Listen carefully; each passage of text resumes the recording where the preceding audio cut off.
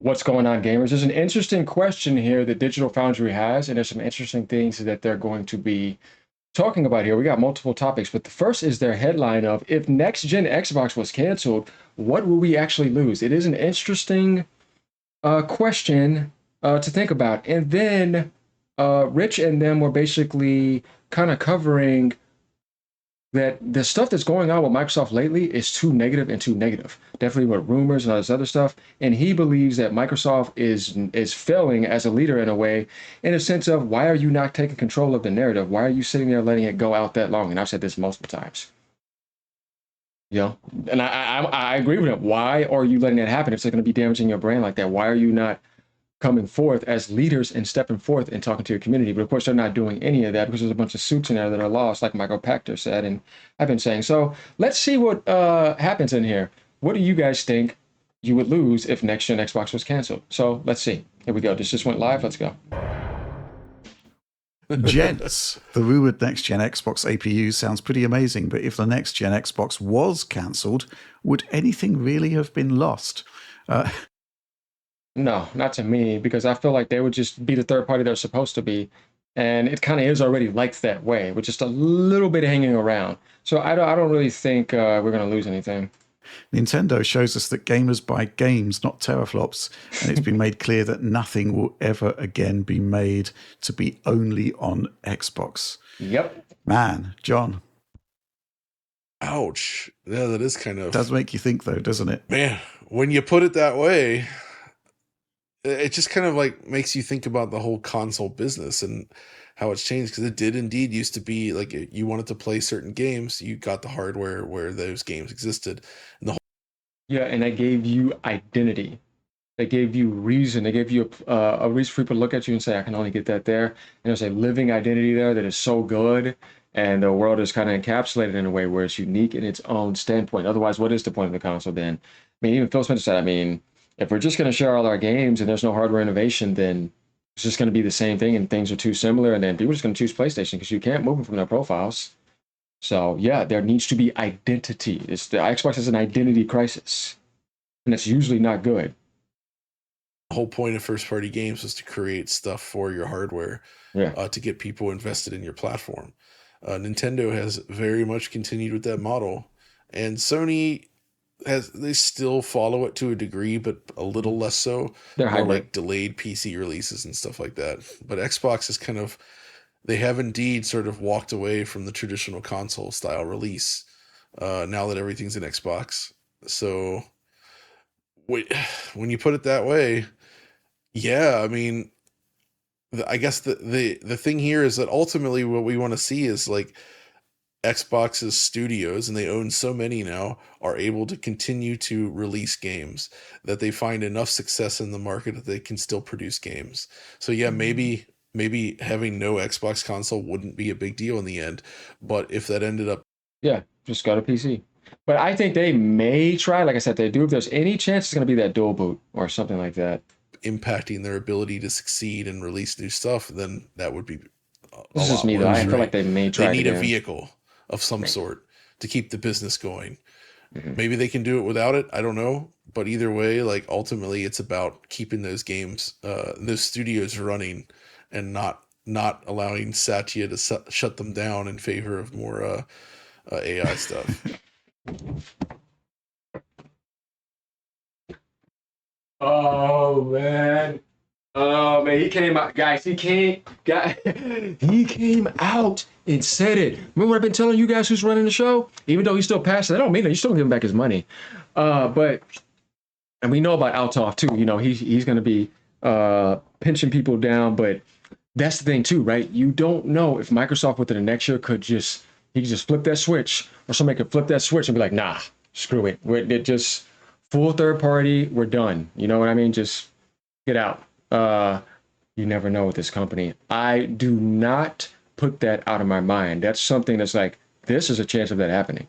Like I told you about stuff for Game Pass and everything, and then you saw those price hikes happen. You never know with this company. So keep your eyes open. Not that I would want that to happen to y'all, but hey, man, I don't trust this company.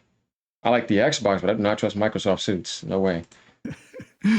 Yeah, your dislike or slash hatred of Copilot is now legendary. Yeah, screw that thing. I think another point that Skyrim Fest 26 in brackets AI upscaled is making is basically that it is about games and not about advances in technology, which I'm not sure I'm fully on board with. I think the Yeah. Switch 2 is actually quite a forward-looking piece of technology, if you think about it. In fact, we've just been talking about a Mark Cerny video that's discussing technologies that Switch 2 has basically got already to a certain Right. degree.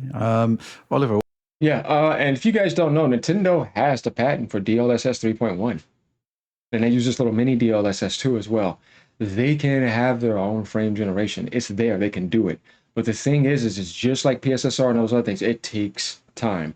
I'm telling you. And Jensen even made it clear that he's working with them. You know what I mean? So, though he's obviously more on AI, but I promise you that Nintendo is going to get more technology out of NVIDIA and more systems. They're going to be specifically for this console, for the OLED. Maybe, who knows if we'll get a mid-gen and future iterations. So look forward to that. I trust NVIDIA, and they even have their own cloud service on with Google. They're not through Microsoft.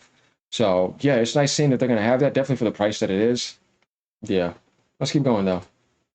what do you make of this? I think this is an interesting question. It certainly is provocative, but I think something will have been lost in the sense that Xbox is an organizing force for Microsoft, like John stated, and moreover, I think there are certain baseline standards of usability that Microsoft would want to enforce for an Xbox.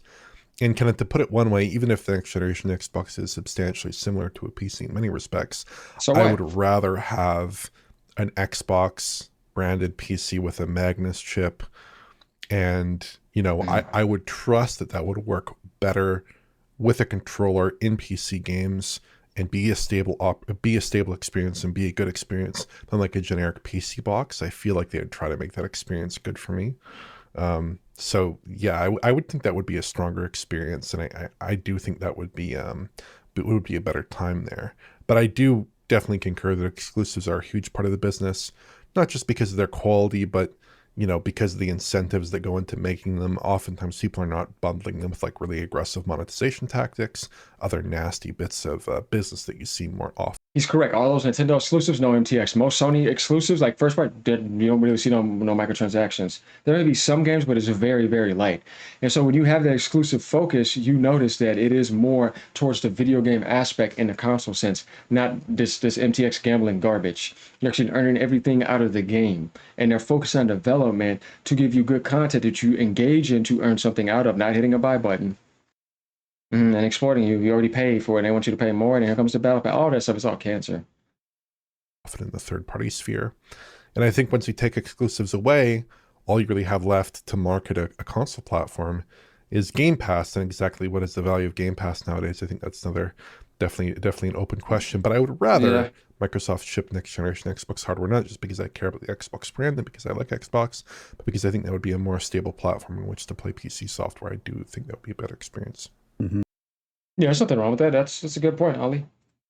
I think my answer to this question is pretty straightforward, and it's basically, well, this is actually a really good question. It's down to Microsoft to answer it, right? And we don't really have that answer at the moment, except for, well, there's two statements that have been made. First of all, the biggest generational leap in any console generation, which ironically I think is coming into focus now via Mark Cerny's disclosures. Bizarrely enough, but why is it coming from Mark Cerny? It's kind of baffling. Secondly, the partnership with AMD, which is again talking about this sort of bringing together of PC and console, and it's not just the software side of things, it's the hardware side of things, but it's kind of like teasing and dropping hints and stuff like that. We actually need, I think, the Xbox audience kind of needs a firm message about where everything stands at the moment, because just seems to be negative message after negative message after pratfall after damaging rumors. It's they really need to take control of the narrative at this point in the way that Sony is, to be frank. That's what I'm saying. When you have that much damage on your reputation, consistent anti-consumer behavior, all this stuff showing everything, and then people saying maybe that little Shinobi, you have to come out. The Shinobi, you have to come out, but they didn't. They're not coming out like they should, showing that they care. You know what I mean? Like, yeah, we care about you. We're going to show you from the center. Like, here we are, man. This is very serious. You guys can't be doing it. Let me tell you something about Microsoft, guys. Let me give you some things about the Xbox so I can make sure you come. You're getting none of that. Just ghosting you. You think that's trustworthy? Mm-mm. So he's right, because Sony comes out. You know what I mean? Nintendo makes sure they have this like relationship with their base is very healthy, that it could always be healthy and prosperous. Microsoft, no, not even close. So yeah, they need to get control of narratives. They need to show more leadership, but they're not doing this. And I'm telling you right now, more than ever, they need this, or they're just done. There's not going to be much hope, and there's going to be a little bit of their base left with that, because the rest of the world is just not wanting it. They're not understanding. You can try to go to PC too, but you ain't moving people from those Steam profiles or from the GOG. That's what I'm saying. That's going to be hard to do. And there's retro people in retro worlds on PC. Now everybody just plays new games. There's people just only playing Counter-Strike and stuff like that. They're not going to even care. So yeah, let me know what you guys think about this. This is an interesting video, and there's some interesting questions that did need to be answered, and definitely about the concern and the narrative going on in the Xbox world. All right, y'all. Peace out. Stay true. I'll be nice this time. Peace.